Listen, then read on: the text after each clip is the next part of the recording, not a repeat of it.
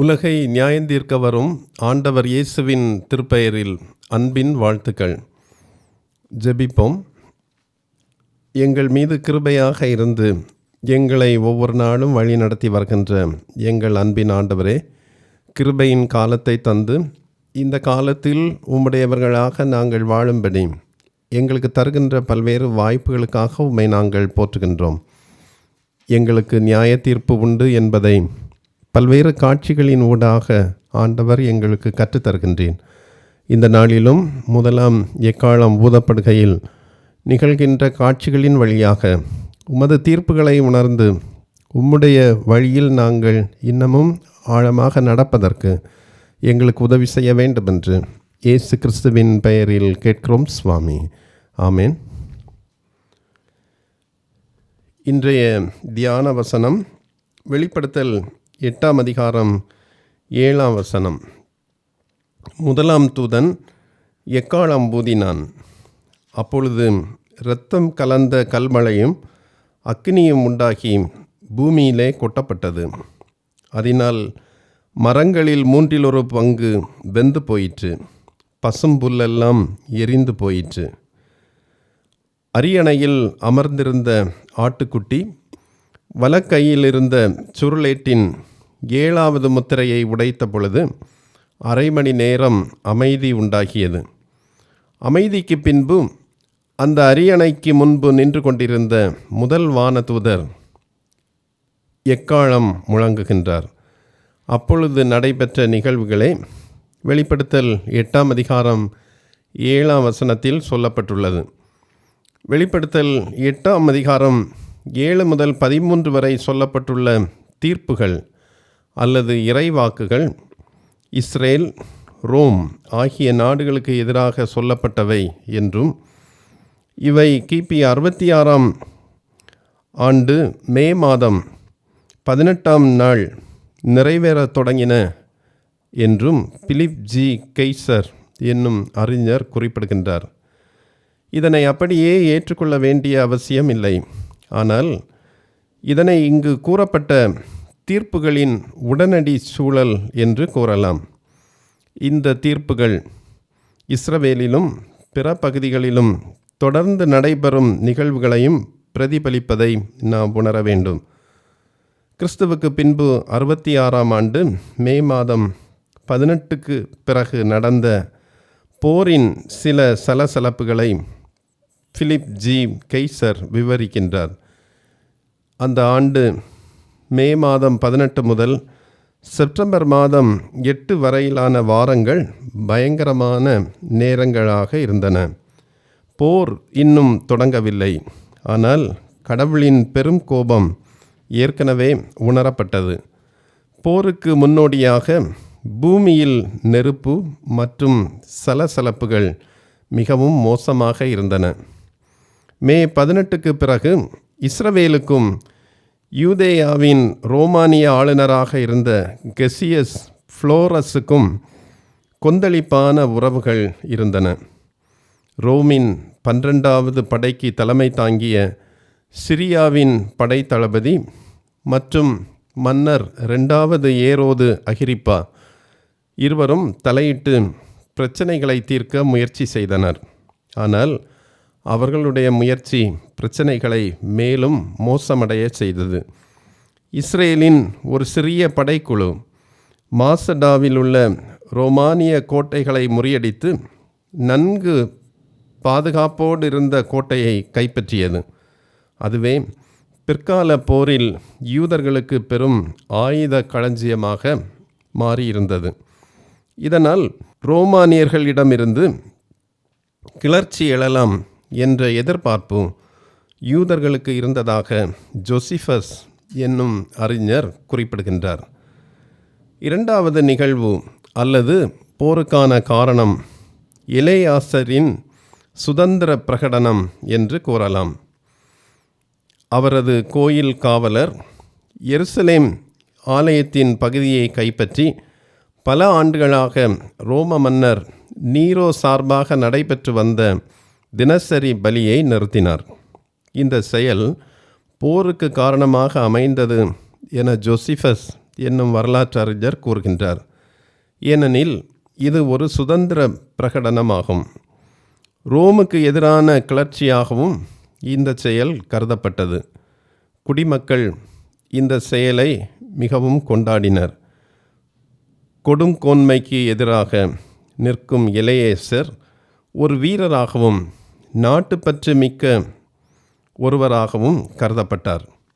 இந்நிலையில் இரண்டாவது ஏரோது அகிரிப்பா எருசலேம் நகரின் மேல் பகுதியை கைப்பற்ற 3000 குதிரை வீரர்களை கொண்டு வந்தார். அதே நேரத்தில் கிளர்ச்சியாளர்கள் எருசலேமின் கீழ்ப்பகுதியை கட்டுப்படுத்தினர். 7 நாட்கள் கடுமையான சண்டை நடந்தது. ஆனால் அது இன்னும் போராகவில்லை, உள்ளூர் கிளர்ச்சியாகவே இருந்தது. கிளர்ச்சியாளர்கள் அகிரிப்பாவின் படைகளை மேல் நகரத்திலிருந்து வெளியேற்றி பிரதான ஆசாரியனாகிய அனனியாவின் வீட்டிற்கு தீ வைத்து அகிரிப்பா மற்றும் ராணி பெரேனிஸ் ஆகியோரின் அரண்மனைகளை எரித்தனர். இந்த செயல் நடந்து கொண்டிருந்த பொழுது கிளர்ச்சியாளர்கள் அனைத்து கடன்காரர்களின் கணக்கு பதிவுகளும் வைக்கப்பட்டிருந்த பொது ஆவண காப்பகத்தை, பப்ளிக் ஆர்கைவ்ஸ் ஒன்றினை எரித்தனர். இது கடனாளிகளை மகிழ்ச்சியில் ஆழ்த்தியது. இதனால் கடனாளிகள், கோயில் பூசாரிகள் அல்லது ஆசாரியர்கள், செலோத்தேயர், வரி எதிர்ப்பாளர்கள் ஆகியோர் கிளர்ச்சியாளர்களோடு இணைந்தனர். இந்த நிலையில் ரோமானிய வீரர்கள் ஏரோதின் அரண்மனையில் தஞ்சமடைந்தனர். இதனால் ஜூலை 25ஆம் நாள் அதோனியா கோபுரம் தாக்கப்பட்டது. 2 நாள் முற்றுகைக்கு பிறகு கிளர்ச்சியாளர்கள் ரோம காவலரை கொன்றனர். புதிய யூத நாணயங்கள் அறிமுகப்படுத்தப்பட்டதோடு சுதந்திரம் பிரகடனம் செய்யப்பட்டது. வெளியே சென்ற யூதா நாட்டின் மக்கள் உள்ளே வரவும், நகரிலுள்ள மக்கள் நகரத்தை விட்டு வெளியேறாமல் இருக்கவும் செலோத்தேயர் முயற்சி செய்தனர். மெனாகேம் மசடாவிலிருந்து ஆயுதங்களுடன் திரும்பி தலைமை தளபதியாக பொறுப்பேற்றார். அவர் ஒரு ஆடம்பரமான திமிர் பிடித்த குடிமகனாக இருந்தார். அரச உடைகளை அணிந்து தன்னை மன்னராக பிரகடனப்படுத்தினார். ஆனால் பிரதான ஆசாரியனாகிய அனனியாவை கொன்றதால் அவரது அரசாட்சி குறைக்கப்பட்டது. அனனியாவின் மகன் எலியேசார் இந்த கொலையால் ஆத்திரமடைந்து மெனாகேமை கொன்றான். எனவே எலியாசார் இப்போது வெறியர்களை வழி நடத்தினார். அடிப்படையில் 3 யூத பிரிவுகள் ஒன்றுக்கொன்று எதிராக சண்டையிட்டு கொண்டிருந்தனர். எனவே யூதர்களை தலைமை தாங்கி நடத்துவது குழப்பமாக இருந்தது. போருக்கு அடுத்த காரணம் எலியாசாரால் ஏற்பட்டது எனலாம். எலியாசார் ரோம படைகளை ஏமாற்றி அவர்கள் 3 அரண்மனை கோபுரங்களை விட்டு வெளியேறி அவர்கள் ஆயுதங்களை கீழே போட்டால் அவர்கள் உயிரை காப்பாற்றுவதாக உறுதியளித்தார். ஆனால் ரோமானிய வீரர்கள் வெளியேறி வந்து தங்கள் ஆயுதங்களை கீழே வைத்தவுடன் அவர் அவர்களை கொன்று போட்டார். இது ஆகஸ்ட் 26ஆம் நாள் நடந்தது. இத்தகைய செயல்களை மிக கடுமையாக தண்டிக்கவும் இரக்கம் காட்டாமல் இருக்கவும் ரோம் தீர்மானித்தது. ஆனால் ரோம் தண்டனை கொடுக்கும் முன் ரோம வீரர்கள் கொல்லப்பட்ட அதே நாள் அதே நேரம் 20,000 யூதர்கள் சிசரியாவில் கிரேக்க சீரிய மக்களால் கொல்லப்பட்டனர். அடுத்த 2 வாரங்களில் பாலஸ்தீனத்தின் பல நகரங்களிலும் பேரரசு முழுவதும் யூதர்களுக்கும் யூதர்கள் அல்லாதோருக்கும் அதிக கலவரங்கள் மூண்டன. இதனால் யூதர்களும் யூதர்கள் அல்லாதோரும் ஆயிரக்கணக்கில் கொல்லப்பட்டனர். ஸ்கைதோ போலீஸில் 13,000 யூதர்கள் அஷ்கலோனை கொன்றனர். ஸ்டாலமாயிஸில் 2,500 யூதர்கள் கொல்லப்பட்டனர். தீருவில் 2000, ரிக்போஸ், கதரா, அலெக்சாண்ட்ரியா போன்ற இடங்களில் பல எண்ணிக்கையில் யூதர்கள் கொலை செய்யப்பட்டனர். எகிப்தில் 5000 யூதர்கள் தமஸ்குவினரை கொன்றனர். யோப்பாவில் 10,000 யூதர்கள் கொல்லப்பட்டனர். உண்மையில் இறந்தோரின் எண்ணிக்கை இதைவிட மிகவும் அதிகமாக இருந்தது. மே 18 அன்று நிலநடுக்கமும் வெளிப்படையாகவே ஏற்பட்டது. இத்தகைய கலவரங்களினாலும் அதற்கு பின்பு ஏற்பட்ட நிகழ்வுகளாலும் யூதர்கள் மட்டுமல்ல, ரோமானியர்களும் பிற நாட்டாரும் இறந்தனர். இந்த நிலையில்தான் முதல் எக்காளம் ஊதப்படுகின்ற காட்சி இங்கே சொல்லப்படுகின்றது. முதல் வானதூதர் எக்காளம் முழங்கினார். அப்போது இரத்தம் கலந்த கல்மழையும் நெருப்பும் தோன்றின. அதனால் பூமியில் 1/3 எரிந்தது. மரங்களில் 1/3 எரிந்து பச்சை புல் அனைத்தும் அழிந்தது. ரோம படை தளபதியாகிய செல்ஸ்டியஸின் 12வது படைப்பிரிவு வந்தபொழுது அவனது 35,000 வீரர்கள் நகரங்களையும் நிலங்களையும் அழித்து கொள்ளையடித்து பின்னர் எஞ்சியிருந்தோரையும் எரித்து போட்டார். பல இஸ்ரவேல் மக்கள் எருசலேம் திருவிழாவில் கலந்து கொண்டிருந்த நேரத்தில் இந்த நகரை அழிப்பது அவனுக்கு வசதியாக இருந்தது. அவன் கலிலேயாவையும் தாக்கினான். இக்காலத்தில் வானிலிருந்து அழிவு வந்ததாக மக்கள் கருதினர். ரோமிலும் இக்காலத்தில் அடையாள செயல்கள் பல நடந்தன. ரோமானிய வரலாற்றாசிரியர் காசியஸ்டியோ இந்த நேரத்தில் இத்தாலியின் மீது ஒரு புயல் வந்ததை குறித்து குறிப்பிடுகின்றார். அல்பனாமில் இரத்த மழை பெய்தது, அதன் ஆறுகள் நிலத்தின் மீது பாய்ந்தது என்று குறிப்பிட்டிருக்கின்றார். இதனை கூறும் காசியஸ்டியோ என்னும் வரலாற்றாளர் மக்களை கொல்வதை பற்றி உருவகமாக பேசவில்லை. அவர் வானத்திலிருந்து விழும் இரத்தத்தை பற்றி நேரடியாக பேசுகின்றார். நிலம் முழுவதும் ஆறுகளில் திரண்ட அளவுக்கு இரத்தம் பொழிந்தது. இவர் கூறும் புயலினால் ஆலங்கட்டி, மின்னல் மற்றும் இரத்த நிற மழை வானத்திலிருந்து ஏற்பட்டது என்பதை நாம் அறியலாம். இந்த இயற்கையின் விபரீதத்தால் 50,000 சடலங்கள் குவிந்தன என்றும் ஜோசிஃபஸ் என்னும் வரலாற்றாளர் குறிப்பிடுகின்றார். இந்த இயற்கையின் விபரீதத்தை உறுதி செய்யும் வகையில் ஃப்ரெட்ரிக் ஃபாரர் என்பவரின் கூற்றும் அமைந்துள்ளது. ரோம் மற்றும் இஸ்ரேல் ஆகியவை இரண்டும் பொங்கி எழும் தீ மற்றும் கடுமையான ஆலங்கட்டி புயல்களால் அழிக்கப்பட்டன என்று குறிப்பிடுகின்றார். லோம்பார்டியின் திராட்சை தோட்டங்கள் சில மணி நேரங்களில் பெய்த ஆலங்கட்டி மழையால் அழிந்துவிட்டன என்று ஃப்ரெட்ரிக் ஃபாரர் சுட்டிக்காட்டுகின்றார். இதனால் இந்த பிராந்தியத்தின் முழு தொழிலும் அழிந்துவிட்டது என்றும் அவர் எழுதியிருக்கின்றார்.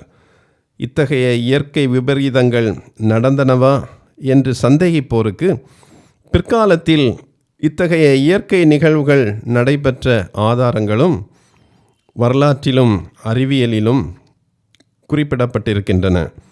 1876ஆம் ஆண்டு கென்டக்கி இறைச்சி மழை இறைச்சியின் செதில்களாகவும் இரத்தமாகவும் வானத்திலிருந்து 15 நிமிடங்களுக்கு விழுந்ததாக அறிவியல் குறிப்பு உள்ளது.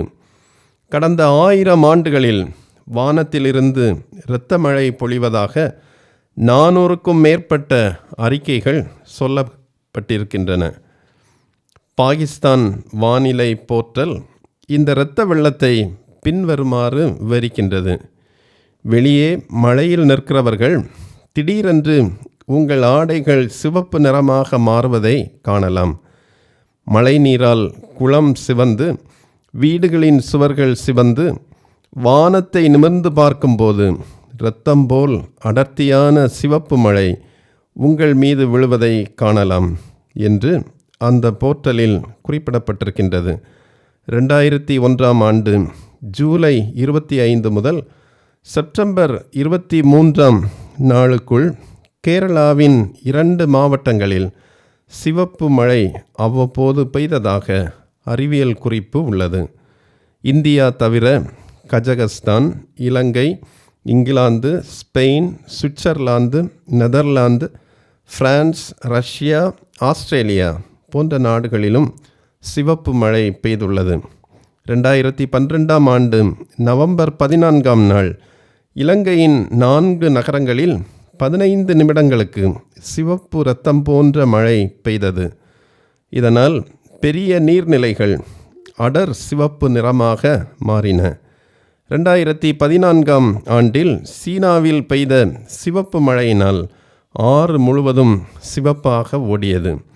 வரலாற்றில் நடைபெற்ற இந்நிகழ்வுகள் எகிப்துக்கு எதிரான 10 வாதைகளில் அடையாளப்படுத்தப்பட்ட நெருப்பும் இரத்தமும் கலந்த கல்மழையை உறுதிப்படுத்துகின்றன. இத்தகைய கல்மழை பயிர் விளைச்சலை பாதிக்கக்கூடியவை என யாத்ராகமம் 9ஆம் அதிகாரம் 18 முதல் 34 வரையுள்ள வசனங்களிலும் ஆகாய் 2ஆம் அதிகாரம் 17ஆம் வசனத்திலும் குறிப்பிடப்பட்டிருக்கின்றது. மனிதர்களையும் விலங்குகளையும் காயப்படுத்தும் அளவுக்கு பெய்ததாக யாத்ராகமம் 9:25, யோசுவா 10:11 ஆகிய இடங்களில் குறிப்பிடப்பட்டுள்ளது. மின்னலோடு கல்மழை பெய்ததாக யாத்ராகமம் 9:23, சங்கீதம் 18:12 முதல் 13, வெளிப்படுத்தல் 11:19 ஆகிய வசனங்கள் கூறுகின்றன. நெருப்பு பற்றி திருமறையில் பல இடங்களில் சொல்லப்பட்டுள்ளது. மனிதனோடு தொடர்பு கொள்ள கடவுள் நெருப்பை ஊடகமாக பயன்படுத்தினார். யாத்ராகமம் 3ஆம் அதிகாரம் 2ஆம் வசனத்தில் எரியும் முட்செடி வழியாக தரிசனம் தரும் கடவுளினுடைய காட்சி சொல்லப்பட்டிருக்கின்றது. யாத்ராகமம் 19:18 சீனாய் மலையில் அழிக்கும்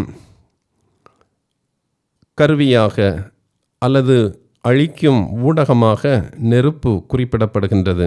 ஏசாயா 6ஆம் அதிகாரத்தில் தூய்மை பொருளாகவும், தானியேல் 7:10 வசனத்தில் இறை பிரசன்னத்தின் அடையாளமாகவும், தானியேல் 7ஆம் அதிகாரம் 11ஆம் வசனத்தில் நியாய தீர்ப்பை சொல்லுகின்ற பொழுது அதன் அடையாளமாகவும், உபாகமம் 5:25, 8:16 ஆகிய இடங்களில் மனிதனை அச்சுறுத்தி அழிக்கும் அடையாளமாகவும் நெருப்பு சுட்டிக்காட்டப்படுகின்றது. முதல் எக்காளம் ஊதப்பட்ட பொழுது நடைபெறும் காட்சி நடைபெறுவதற்கான சான்றுகள் திருமறையிலும் அறிவியலிலும் நிரம்ப உள்ளதை நாம் இன்று கவனித்தோம். 2000 ஆண்டிற்கு பின்பு இத்தகைய சம்பவங்கள் வரலாற்றில் நிரம்ப சொல்லப்பட்டிருக்கின்றன. இந்த காட்சி சொல்லுகின்ற உண்மைகளை கூறி நிறைவு செய்ய விரும்புகின்றேன். முதலாவதாக, முதலாம் எக்காளம் ஊதப்பட்ட பொழுது நடைபெற்ற இந்த காட்சிகள் இயேசு வரலாற்றை ஆளுகை செய்கின்றார் என்பதை தெளிவாக எடுத்து எம்புகின்றன. எதிர்காலத்தில் மட்டும் ஆளுகை செய்ய வருகிறவர் அல்ல, ஒவ்வொரு காலமும் அவர் அரசராக இருக்கிறார். இந்த காலத்தின் நிகழ்வுகளும் அவருடைய கட்டுப்பாட்டில் நடைபெறுகின்றன என்பதை உறுதியாக தெரிவிக்கின்றன. இரண்டாவதாக, நாடுகள் அவரது அரசாட்சிக்கு முன்பாக தலை வணங்குதல் மிகவும் அவசியம் என்பதையும் இந்த காட்சி உறுதியாக சொல்லுகின்றது. 2ஆம் சங்கீதத்தில் சொல்லப்பட்ட விதி என்று இதனை சொல்லலாம். அவருடைய ஆட்சிக்கு உட்படாதவர்கள், அவரது ஆட்சிக்கு இணங்காதவர்கள் அவரது கோபத்திற்கு ஆளாக நேரிடும் என்ற 2ஆம் சங்கீதத்தின் உண்மை இங்கே நிலைநிறுத்தப்படுகின்றது. கடவுளின் மக்களாக நாம் வாழ்கின்ற பொழுது இந்த இயற்கை பேரழிவுகளை பற்றி அல்லது இயற்கையில் நடைபெறும் விபரீதங்களை பற்றி நாம் கவலை கொள்ள தேவையில்லை. ஏனெனில் நம் ஆண்டவர் இயேசு அவருடைய கட்டுப்பாட்டிலேயே அனைத்தும் செயல்படுகின்றன என்கின்ற நம்பிக்கை நமக்கு வர வேண்டும். மூன்றாவதாக, இந்த காட்சி சொல்கின்ற பொருள் கிறிஸ்து பொறுமையின் கடவுளாக இருக்கின்றார். இஸ்ரேல் மற்றும் ரோம் ஆகிய இடங்களை உடனடியாக அழிக்க வேண்டும் அல்லது ஒரே இரவில் அழிக்க வேண்டும் என்று அவர் கோபம் கொண்டு செயல்படவில்லை. மிகவும் பொறுமையோடு வாய்ப்பு தருகின்றார்.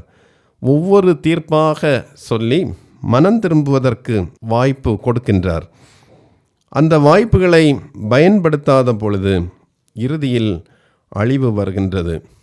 நான்காவதாக இந்த காட்சி சொல்லும் செய்து கடவுளின் பணியாளர்களாக தேவதூதர்கள் செயல்படுகின்றனர் என்பதாகும். ஆலங்கட்டி மழை, நீர் செந்நிறமாக மாறுதல் போன்ற கடவுளின் தீர்ப்பை தேவதூதர்களே செயல்படுத்துகின்றனர். தேவதூதர்கள் கடவுளின் பணியாளர்கள் அல்லது வேலைக்காரர். நாம் கடவுளின் பிள்ளைகளாக இருந்தால் அதிகமான தேவதூதர்கள் நம் பக்கத்தில் இருப்பார்கள் என்ற நினைவு எப்போதும் நமக்கு வேண்டும்.